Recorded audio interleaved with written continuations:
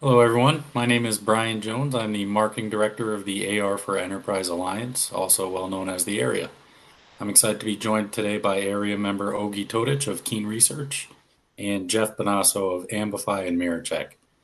For those who aren't yet aware of the Area, I'd like to give you a quick introduction before I hand the presentation over to those two. So, the Area is the only global membership funded nonprofit alliance dedicated to helping accelerate the adoption of enterprise AR by supporting the growth of a comprehensive ecosystem. And in this slide, you can see our growing list of members. Our members are in three different segments. We have companies that are deploying AR within their company. There are many different industries and use cases of the AR technology being successfully deployed. We have a bigger group that includes providers of the technology. We break that down into hardware and software providers. And the third group is a combination of non commercial organizations, some government agencies, universities, standards organizations, and research institutions. We're happy to have such a great collection of people collaborating within the area. Their work together is helping to benefit the members and enterprise AR ecosystem as a whole. To that point, this slide shows the four strategic pillars of the area. This is what our members actually do once they join. The first pillar is about delivering thought leadership, which this webinar is a great example of. We focus on the information that business decision makers need to help them successfully deploy AR and also understand what problems they can solve by using AR. So we tend to focus on a few things, explaining what problems can be solved through use cases, providing information and experience about companies that have actually deployed AR through case studies, and then what the return on investment is. And to that point, we have an ROI calculator, which is available as an attachment in today's webinar, and I encourage you to take a look at that. The second pillar is about networking, bringing our members together to connect, share experiences, and learn from each other. We find that helps companies and providers get into the detail. It helps companies make informed decisions and potentially avoid making the same mistakes as others. Third pillar is educate. We still unfortunately see a wide skills gap within the industry, so we're working hard to try and fill that skills gap. We work with educational institutions and universities to help them define what courses should look like. We offer our members to be guest lecturers, and just recently we partnered with Oak Ridge Associated Universities to sponsor the upcoming AR Student Research Award, which is very exciting. And finally, the fourth pillar is about reducing barriers to adoption. We have a number of committees working on the business challenges that we see, including security, safety. We're developing a set of global requirements. We have a very strong marketing capability and also research as well. Our research committee has done 12 different detailed and applied research projects that are really benefiting our members. And those full reports are only available to area members. They've been on all sorts of different topics such as security, safety, human factors, web AR, a dedicated search engine, 5G and AR. Soon we'll have one coming out on deployment of wearable AR in highly secure corporate environments, and many more. So if you're interested in learning more, you can fill out the Learn More form in the attachments, and I'll reach out to you shortly. And here you can see that we've been doing quite a few webinars lately. We just had a great webinar from DigiLens a couple weeks ago, one from Dassault Systems a month ago, and a webinar from Area's Interoperability and Standards Group last month as well. All are excellent, and I encourage you to go through our Bright Talk channel to watch the on-demand versions of those after you watch this one. So thank you for joining. I'll be back for the Q&A later. I hope to see you on our future webinars, and without further ado, I'll pass this presentation off to Ogi to speak on some of the great work he's doing. Thank you, Brian. Thank you for giving us this opportunity to present in front of this great audience. So I'll start with just a brief introduction of Jeff and myself. So my name is Ognjen. I go by Ogi Todic, and I'm the CEO of Keen Research. And Jeff is CEO of AmbiFi, as well as a person behind MiraCheck, and you'll hear more about both of these shortly. So just to give you a brief overview of what we're going to cover today, I'll talk a little bit about Keen Research, who we are, what we do, and specifically about our product, which is an SDK for on-device speech recognition. Then I'll kind of switch over to talking about augmented audio reality and frontline worker use cases. And then I'll pass the microphone to Jeff, and he'll talk about MiraCheck, a virtual assistant for sports pilots that he created, and then how that kind of gave him an idea to create something bigger, which is a company called AmbiFi, and I'll let Jeff explain what they do there. That will be followed by a brief discussion between Jeff and I, and then we'll give an opportunity to audience to ask questions, which you can do actually during the presentation, and just we'll answer those questions at the very end. So Keen Research we're a technology company, software company that's focused on developing and licensing software development kits for on-device speech recognition on mobile devices.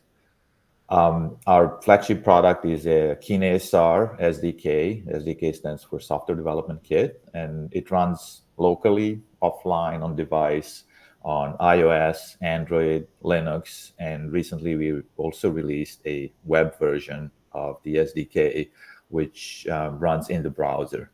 Our website is here. These resources will be shared later on as well. So just a kind of quick overview, the slide with a lot of logos. I think what's interesting here for this audience is the first line. We do have a lot of customers in EdTech, educational technology space. That will be the mix of second and third line.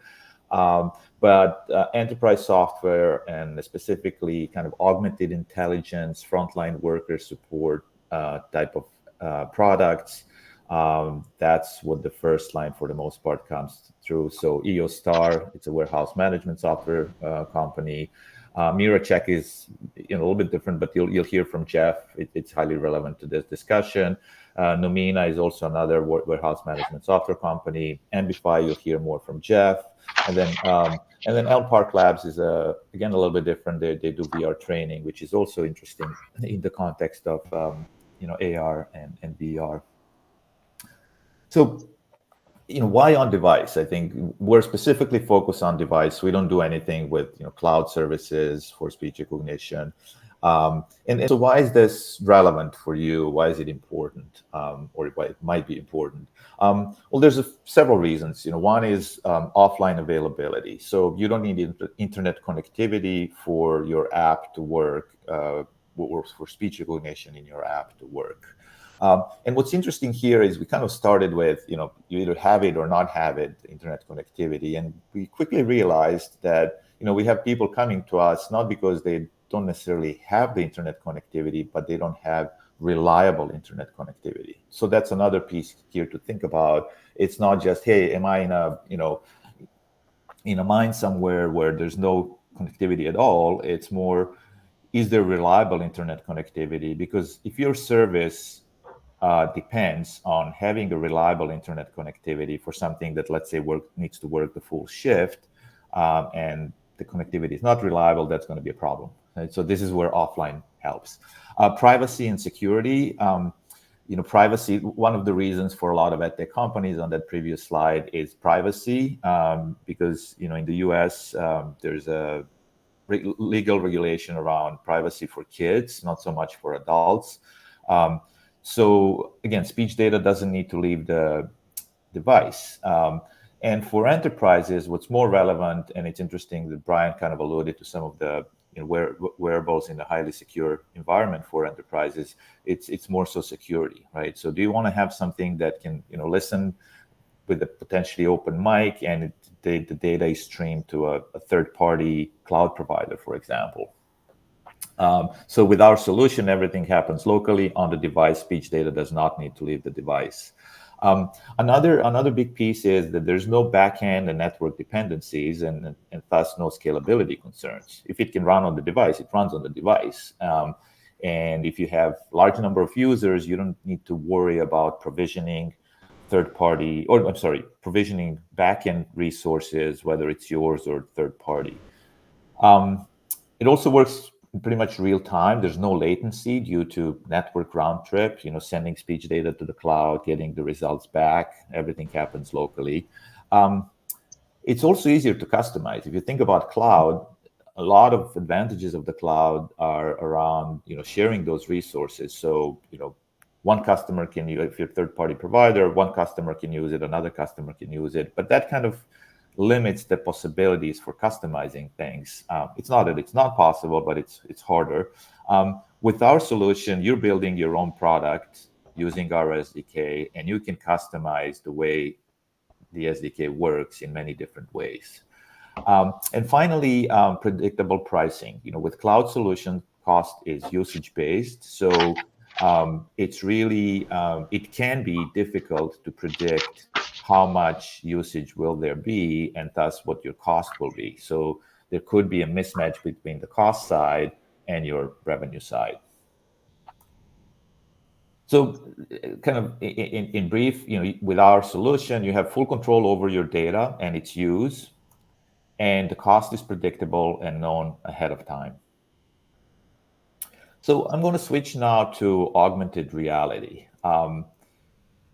Augmentation, whichever way it's done, can help in both productivity and safety when we talk about frontline workers. And one thing that we really try to kind of advocate for is the audio or speech-based augmented reality.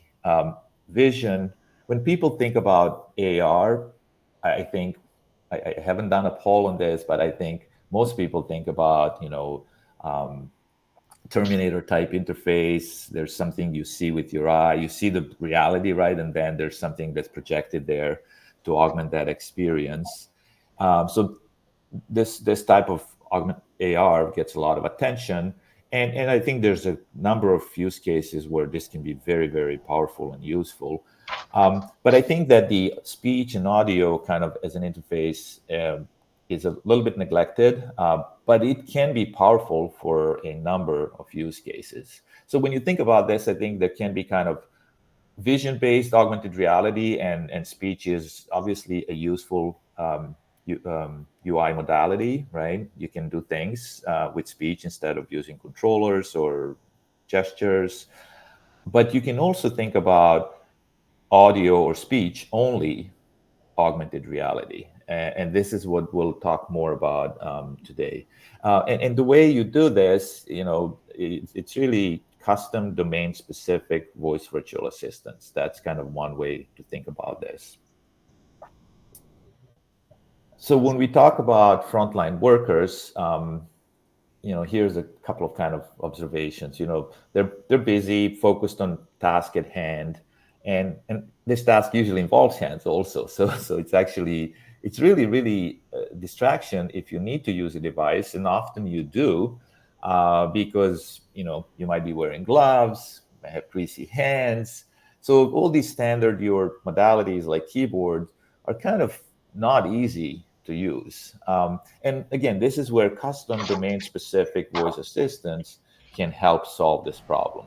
So some examples of use cases that we're kind of seeing where we have customers. A big one that's been around for a while is voice picking. So warehouse management software, and basically helping frontline workers, people who are driving around the warehouse, understand what they need to do. So back and forth communication with the device around their work. But then you'll hear a lot more from Jeff about digital workflows, checklists, procedures, and then inspections, VR training are also some interesting use cases. So when it comes to safety, what this can achieve, this being using voice as an interface, is minimize distractions. So eyes are still focused on task at hand, and you're using the device from time to time when you need it. Another piece is here that you don't need to change the environment. Let's say take off the gloves and then you start doing work without the gloves, and that's a safety risk again. So you can use the device in your kind of full operational mode, if you will. When it comes to productivity, it helps this type of solution helps streamline access to information. It can be quick interactions. And when I talk about virtual assistant, I'd like you not to think about Siri and Amazon Alexa, which are kind of general purpose voice assistants. A lot of interesting use cases can be built fairly quickly without actually having to solve a lot of difficult problems, because you're focused on a very narrow domain. So voice picking is one example. What Jeff is doing with MiraCheck is another great example. And so back to productivity, if you're using voice, you don't need to type, obviously. So there's no, again, distractions, taking off the gloves, cleaning hands. So this can be used to navigate the app, to search for information, to input information. And so, also then less distraction results in less frustration by the frontline workers. So that also helps with productivity. When it comes to integration, we offer a no friction trial SDK, so it's really easy to tinker with. If you have developers, they can easily just download this, play with the SDK, get a sense of how well it works. It can work, get a sense of integration. We have proof of concept apps on GitHub, so again, it's something you can bring in and quickly get running with some sort of simple proof of concept. And then we also offer hands-on help during this process. And then to our customers, we offer integration support. Typically, a lot of support happens before they become customers. Well, if it happens before. With Jeff, for example, with MiraCheck, he built the proof of concept with the trial SDK and then just came to talk business. So and then we have some tools also, a tool called Dashboard. So this is a server-based tool that's used for development support. And the idea here is that during development process, you can set up your app and our SDK to create some data and metadata and to push that data to Dashboard where you can review it. So this is very powerful in a sense that it opens up the black box of what's happening on the device for developers and helps them debug problems, figure out what they set up in the wrong way, etc. And so this is a very, very powerful tool. So just a few quick slides. Who is our solution for? If you're here, there's probably some interest in speech enabling some of your products. There's a few kind of the checklist of a few things, basically. You either have or you want to develop a mobile or AR application. And the key here is actually that our solution integrates at the software level. So you need to have control over whatever application you want to voice enable of its source code, right? And your developers need to integrate our solution in that application. So if there is a third-party solution, you want to voice enable it, we would have to basically talk to whoever built that solution, not to you as a user of that application. And then when you think about, well, what can be done, there can be two approaches. You can do simpler stuff like voice enabling your mobile app. You already have an app, right? And you want to add some features that are voice driven, so you can navigate the app, search, etc.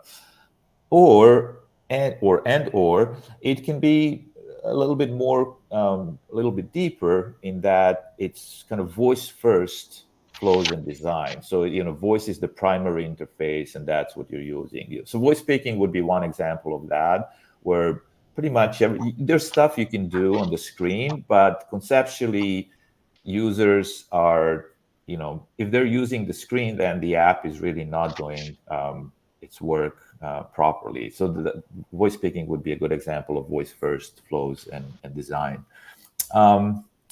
Another quick tidbit here is that the trend that we're seeing is that enterprises are moving away from specialized kind of turnkey solutions, so hardware, software, everything, towards ruggedized Android phones and or AR headsets, and then either building or licensing their own software solutions.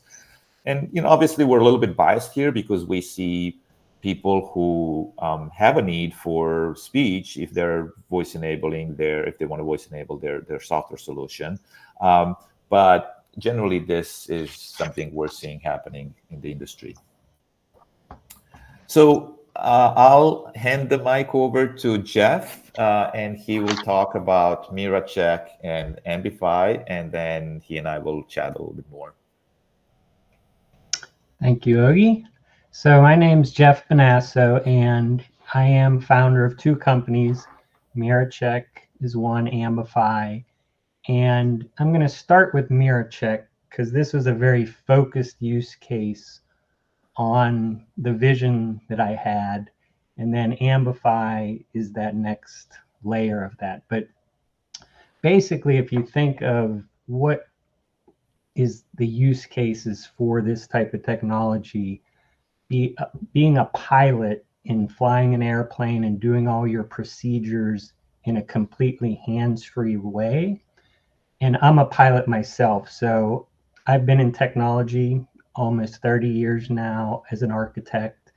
I'm a pilot, so going through the training process of being a pilot, came up with what MiraCheck is, and it is basically a virtual co-pilot for pilots. So if you ever fly an airplane, and this is focused more on single pilot operations. So when you fly with a co-pilot, your workload is 10x to 100x easier if you have somebody sitting next to you. But when you don't have that, that's what MiraCheck tries to do. So it's a virtual co-pilot where you can basically interact with it in a completely hands-free way. And I'm going to show you a quick demo of that later.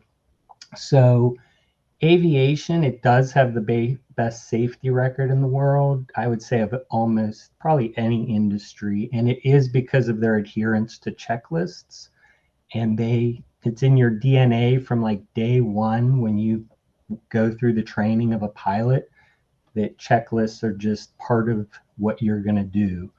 So again, MiraCheck models all that, and it gives tools to each pilot to completely create and customize their own content as well. So another thing we did here, there's 75,000 airports worldwide, and using Ogi's technology and an AI layer in between, we created a natural language voice interface to anything you'd want to ask about these airports. So when you're flying into an airport, you can say, what is the runway length at this airport? What is the elevation? What are the radio frequencies and tower frequencies? All the type of things you'd be looking at your iPad on and trying to click and find this information, to do it in a completely hands-free way. And we even went further, and you can get situational awareness. There's an autopilot which keeps you on track, and if you veer off your track, just like a co-pilot would in the right seat, they'd say, pay attention, get back on track. So it's using GPS and that sort of thing to real time give you that information, and you can control that all with your voice as well. So then AmbiFi was we proved I would say, the cockpit is a very harsh environment, and we proved that this could be done completely hands-free to go through all this type of content. So AmbiFi is taking that for any safety critical industry and allowing you to model any human-based procedures that you would want to. And we provide a whole no-code, low-code platform, which just means you don't have to be a software engineer to model these procedures. We have a whole complete what you see, what you get UI to build these procedures, deploy these procedures throughout an organization, and we have what's called a digital black box that everybody taking these procedures, and that comes from aviation as well, there's a complete audit log of every interaction they do when they're actually running a procedure. So the voice interface is to allow you to walk through these procedures in a completely hands-free way. And we've tackled many verticals, but our big focus right now is in healthcare. And this quote comes from a recent article that the healthcare, they are trying to adopt the methodologies of aviation. And there's a great book, it was written over 10 years ago, called The Checklist Manifesto. And it is about taking that aviation methodology and applying it to other safety critical industries. And they have use cases in construction and all different use cases. But obviously healthcare is a huge one. And it says if the airline industry made as many mistakes, there would be about 460 plane crashes every day. That's just the numbers on how healthcare works with patient safety and things like that. So that is the gap we're trying to help close with a platform like AmbiFi. And I'm going to show real world use cases of what this means. So let me pull up a video here. So at first it's going to show, this is the MiraCheck side going through a checklist both on the outside of the airplane, pre-flighting, and then within the cockpit. So I'm going to play that. Live at KAFJ. Are you ready to start? I am listening. Check. Call for fuel. Check. Stall horn. Test. Check. So I'll pause it real quick. So my iPhone in this scenario is in my jacket pocket. I'm just using the voice as I'm walking around the airplane. And it also does have a complete visual UI too, and you can interact with it just tapping buttons and things like that as well. But this is showing when you're just walking around your airplane and you just want to listen to a voice walking you through these steps, and you're interacting, just checking off each item, and it moves to the next item and that sort of thing. So, and again, this procedure was built by the pilot with the content they want for their airplane. And we have a whole library of hundreds of aircraft just for this use case as well. Fuel. Both. Check. Trim. Takeoff. Check. Takeoff section. Full throttle. 2,600 RPM max. What is the Unicom frequency? The Unicom frequency is 122.975 at KAFJ. So that is the natural language interface to the airport information. So I was just asking, it already knew that I'm flying from this airport to this airport, and I did that with my voice as well. I just said I want to fly to this destination.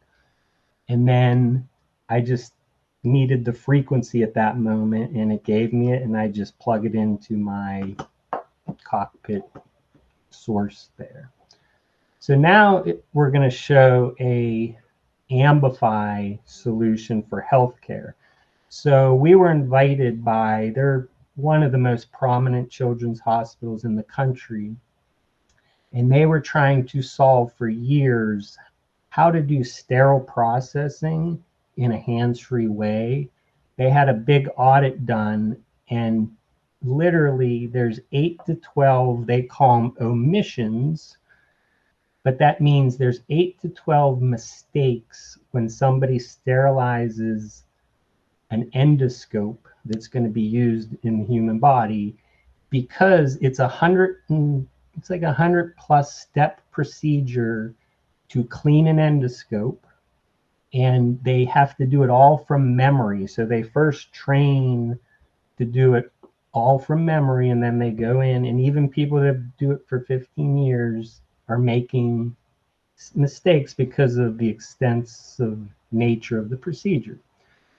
So this is showing how to do that in a hands-free way in AmbiFi.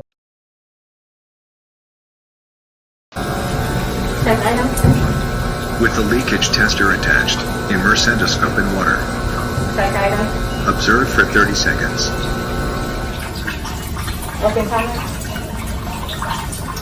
Close comment.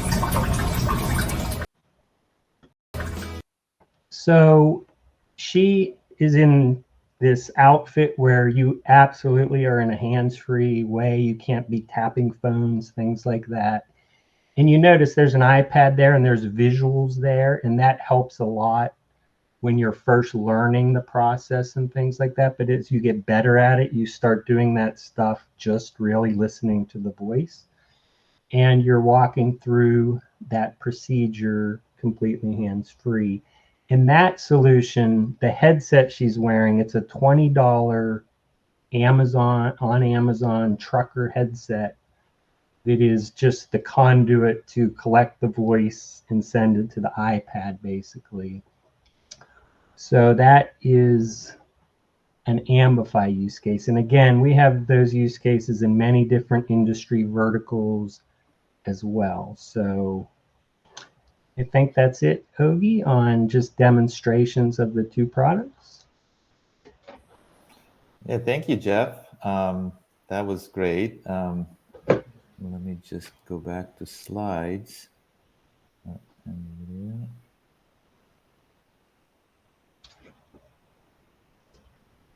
Oops.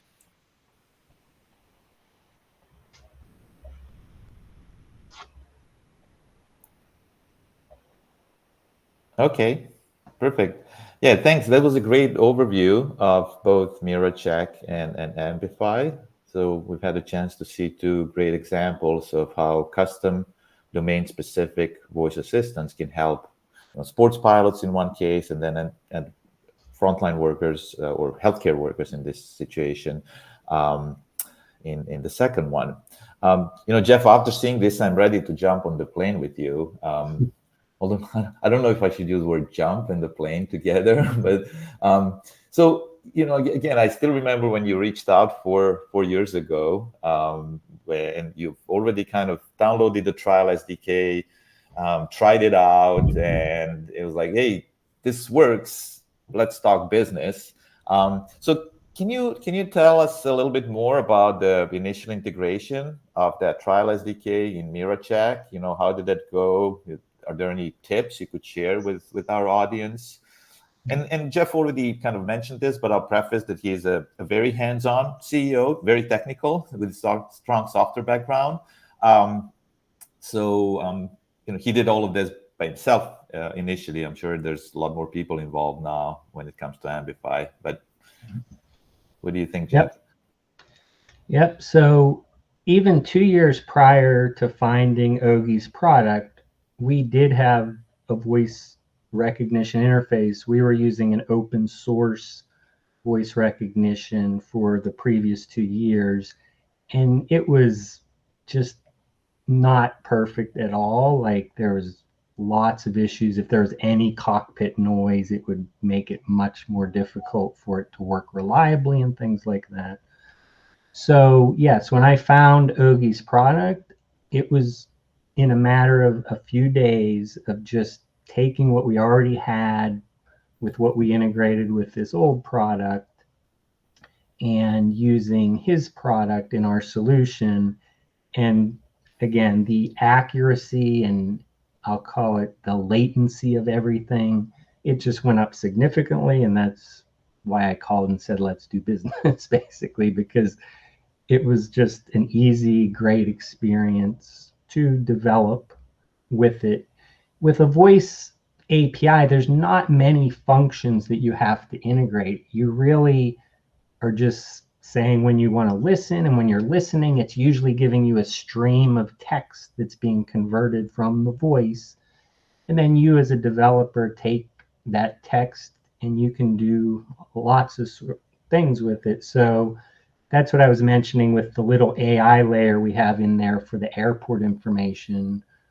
We did something which in the AI world is called named entity recognition, and that's training a system on the 75,000 airports and all the metadata out there.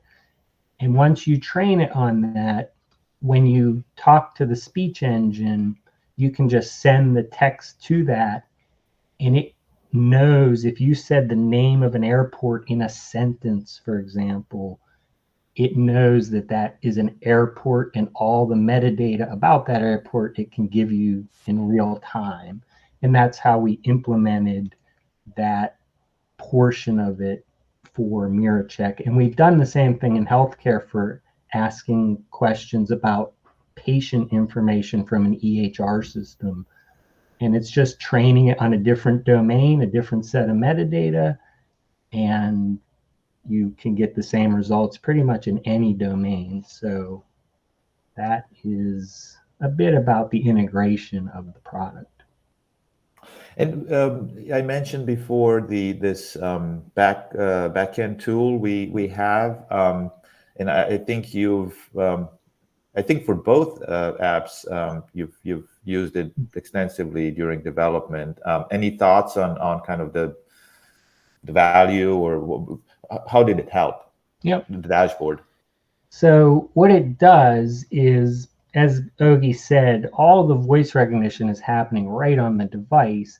And when you're trying to debug, especially in the QA phase of rolling out a product and things like that, it's hard to know when you have a group of people all using your app, they're using their voice, and how reliable it is. So what the dashboard does is it sends all that local audio data up to the cloud, and you can review and see the quality of the recognition per user. So you can listen to the little snippets when they were trying to walk through a procedure or something in our case, and you can see, oh, it didn't recognize that word, and you can figure out why it didn't recognize that word. Maybe there was a ton of background noise, and you hear that background noise in there as well, because you get the audio stream and then you get the text it tried to convert it to, and it just helps the whole debugging process and QA process as you develop things.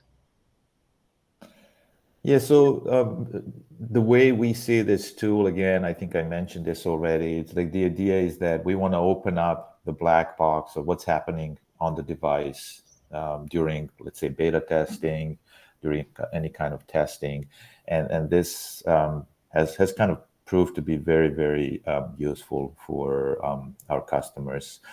One thing that I also want to bring up that kind of came up is the background noise, and then potentially also this question comes often is accents. How well does your solution work for non-native speakers and a lot of background noise? The way we train these models that are used by our solution, which all of this we do in-house, they're very robust to background noise. So obviously in this situation, having a headset helps tremendously, and you kind of, for hands-free type of setting, and we'll talk a little bit more probably about that, you do need a headset, right? If you want to have always-on listening in hands-free mode. And then in terms of accents, a lot of these use cases are focused on a fairly narrow domain. So you're not trying to distinguish between 100,000 different words. It might be 50, it might be 500. And so this tremendously helps also to preserve accuracy levels even for accented speech. So Jeff, another question, you mentioned intent recognition, NLU, that you kind of built on top of it. Some of this stuff comes on for free on Android, for example, like native speech recognition and intent recognition. So what's your take on kind of, hey, there's something that's free that you can potentially use? I'm sure you tried that, and what was your experience with those types of solutions? Well, anything like that Apple and Google's doing and stuff like that, they're typically very cloud-based. And again, if you look at all our use cases, you can't have the cloud in a cockpit, or even the hospital situation, there's just always some network hiccups, network issues.